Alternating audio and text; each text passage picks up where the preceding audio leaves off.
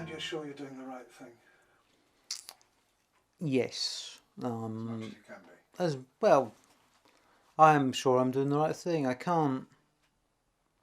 could carry on as I have been now to all extents and having a transgender operation isn't going to change my physical appearance to the outside world, and nobody runs around naked in this day and age, so I'm going to appear as female as I am after the operation as I am now. Though perhaps my hair might be better maintained. So I'm trying to think of the question, actually. What was the question?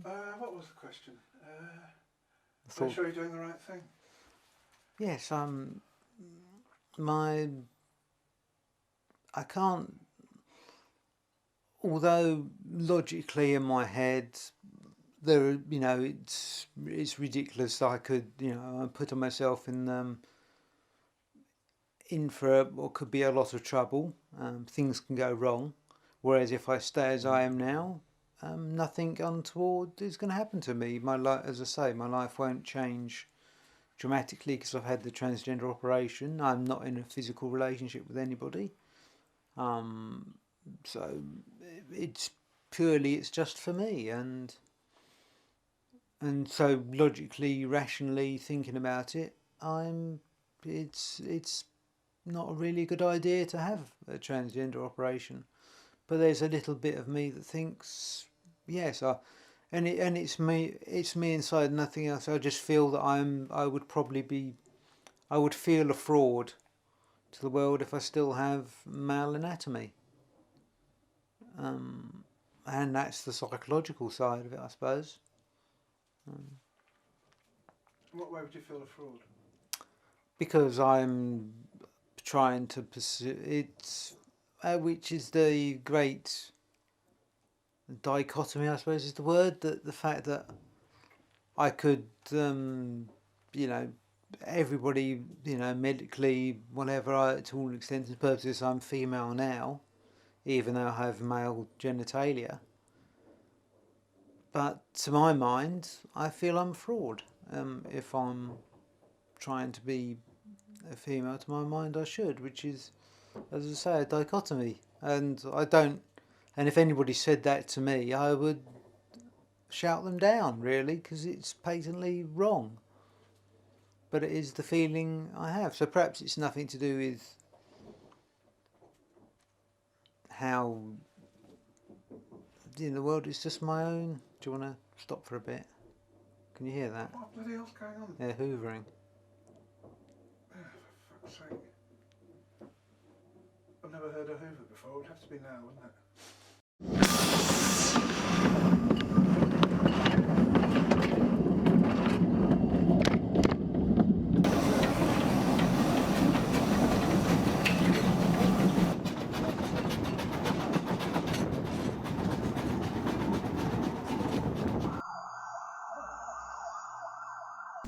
It's 3 years since I had my transgender operation. I've had me ups and downs, the stormy patch.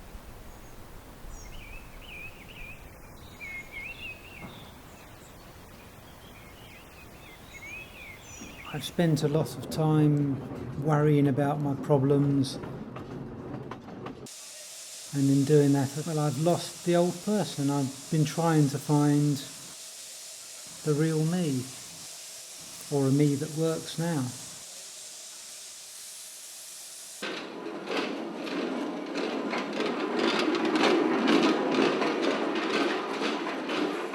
I'm much happier since I had the operation.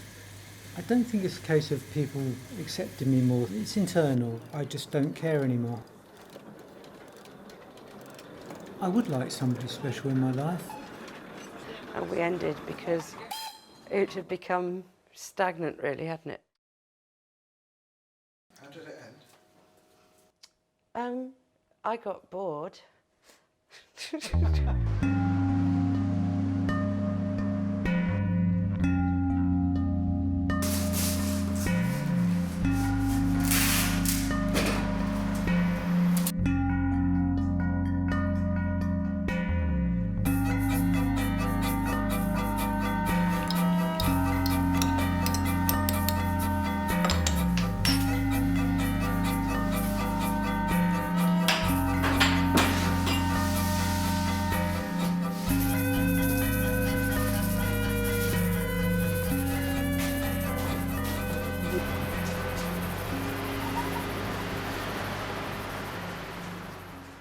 Okay, so Penny, can you just tell me what's happening today? Today, what's happening today? I'm moving out of my flat here in St Leonard's.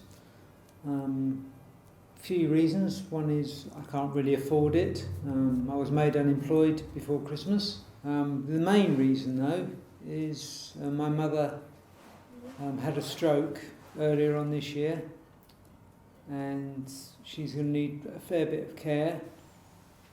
And it sort of makes sense that I move back to live with her in her bungalow.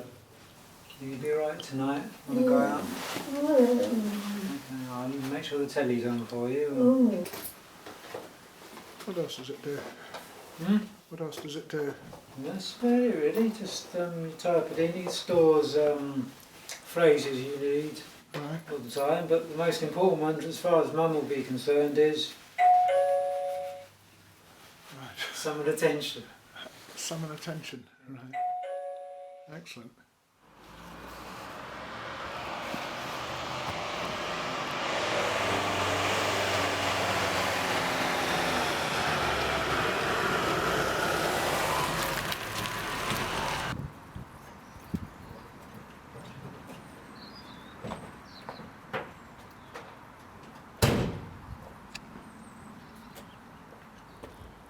Getting in the house. Mm-hmm.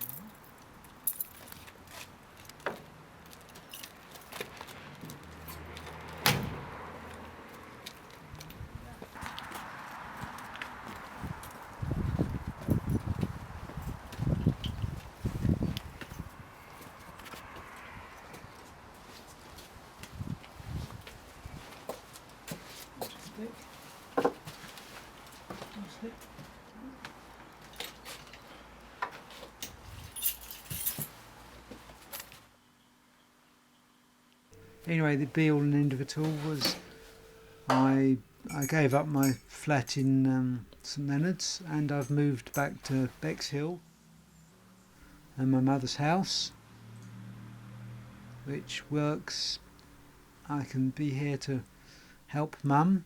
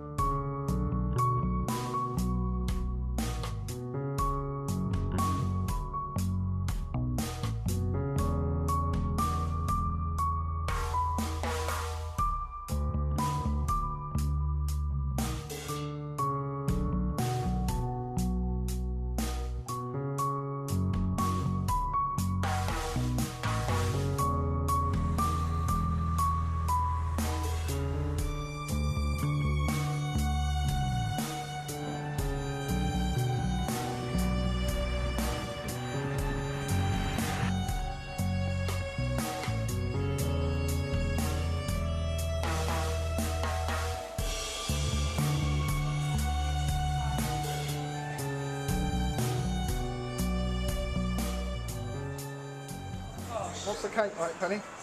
The cake is delicious. Very nutty. Wow, that looks good. Amandina it's called. Amandina. It's with an Indian tea. Oh, okay. Oh, very cosmopolitan.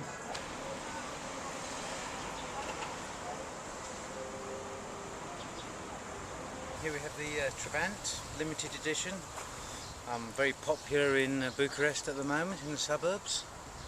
This one's particularly finished in white with matching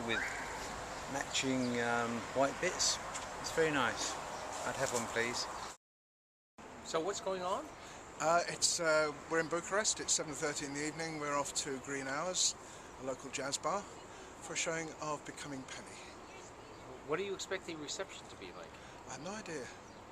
Absolutely no idea at all. I'm hoping it'll be positive, but how large it'll be, how populous it'll be, I have no idea. What's the venue? It's a jazz club. It's the oldest jazz club in Bucharest. And what's the occasion? Why your film? Why Bucharest? Because we've been invited, because of my friend Sandra, by the local Gayfest, by Accept Bucharest, the local Gayfest organisers, to show our film about trans woman Penny Panagi.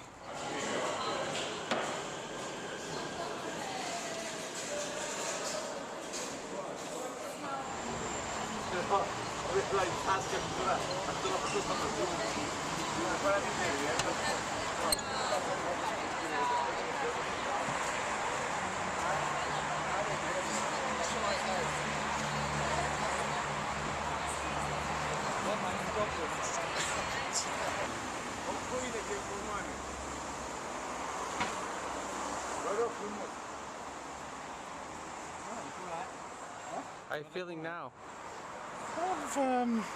Slightly bewildered, I think, probably. Slightly nervous. Slightly nervous, yeah. Ah.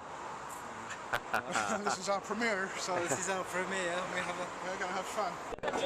She's following her heart by having this operation.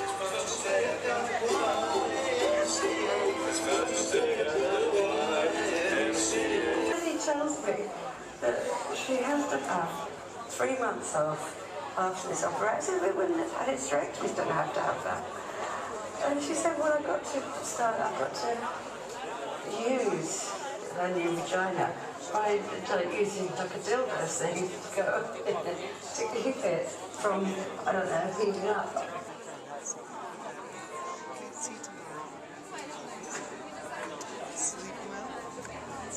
Enjoy the people's smiles.